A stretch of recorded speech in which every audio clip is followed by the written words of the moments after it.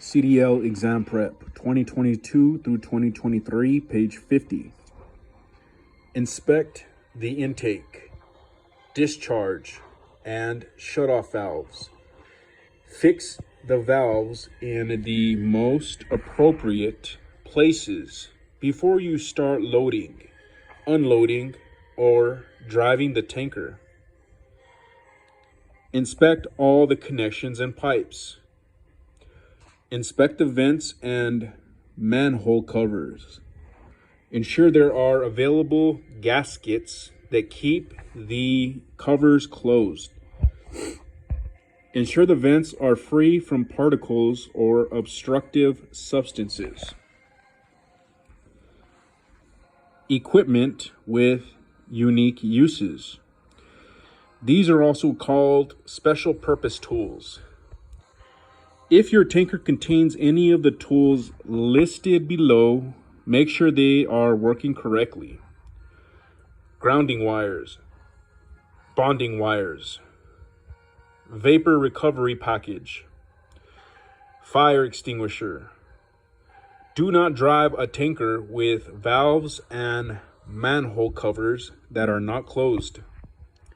Always perform a practical inspection of all necessary equipment. Make sure it is working before you take it with you. Page 51. Chapter 6. Passenger transport. If you intend to transport passengers, you need a CDL if the vehicle carries 16 or more passengers, counting the driver. You also need a passenger endorsement. You will need to apply the knowledge gained in Chapter 1 and this book's FAQ to excel in the knowledge test. This chapter covers the following topics: inspecting the vehicle before the trip, trip procedures, how to load and start every trip, transporting hazardous materials, arriving at bus stops or the final destination,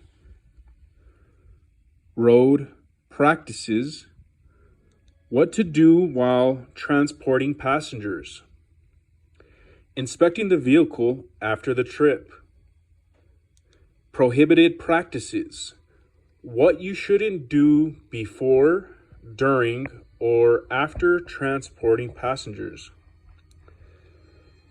inspecting the vehicle before the trip.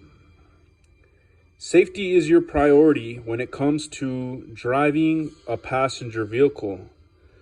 Do not allow riders to board the vehicle if they are carrying common hazards such as car batteries or gasoline. You must ensure every object and person you are driving is safe before loading and embarking on a trip. Go through the inspection report, which the last driver made, to see what is lacking. Refuse to sign if necessary repairs or replacements have not been made.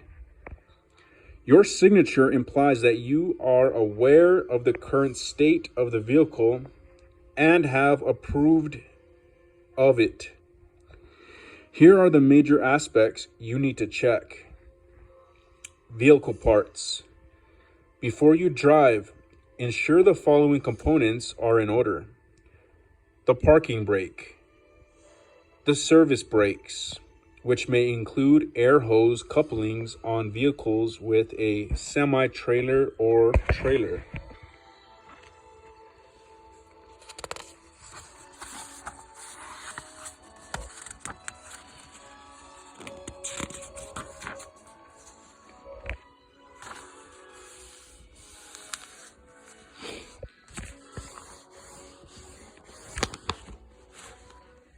Page 52. The reflectors and the lights, the steering system, the horn, the tires. Ensure the front tires are not regrooved or recapped. The wipers, the mirrors, coupling tools, the wheels and tires, the emergency kits, entrance/exit doors and access panels. Inspect the emergency exits and access panels and shut them if they are open. The access panels are basically for restroom services, engine, baggage, etc. Do not drive until you are certain of safety. Vehicle's interior.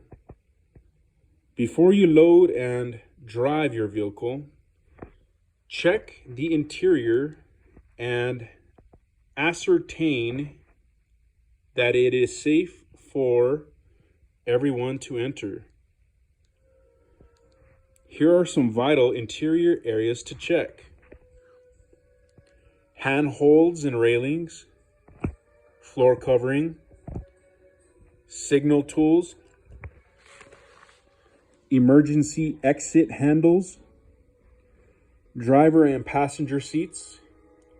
No seat should be unfastened or loosened. Emergency windows and door, they should be closed. Emergency exit sign, this should be bold and clearly written on the emergency door. Always keep the emergency light on at night. Roof hatches, you may partially open them for fresh air, but do not leave them open. Page 53. Fire extinguisher. Ensure this is available and functional. Also ensure there are spare parts for the vehicle, such as tires and electrical fuses. Seat belts. Inspect the seat belts. Always use yours and advise your passengers to use theirs. Trip procedures. How to load and start every trip. No rider or passenger should be allowed to place baggage by the aisle or doorway. Clear any obstruction that may cause passengers to stumble. Show riders where to keep their baggage and help them stow luggage when necessary. Make sure it is easy to get from seats to the exit and from the outside to the inside. Inform riders that they can exit through the window or the closet door if there is an emergency. Transporting hazardous materials. Ensure you are aware of what every piece of cargo or baggage contains. Remember, you are not allowed to transport hazardous materials if you do not have a hazmat license or endorsement.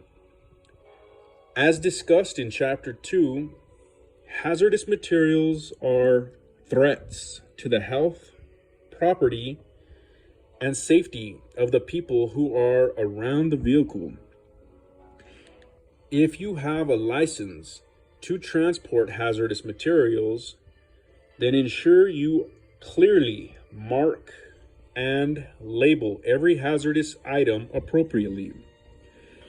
Buses are allowed to transport small arms ammunition that is ORM-D,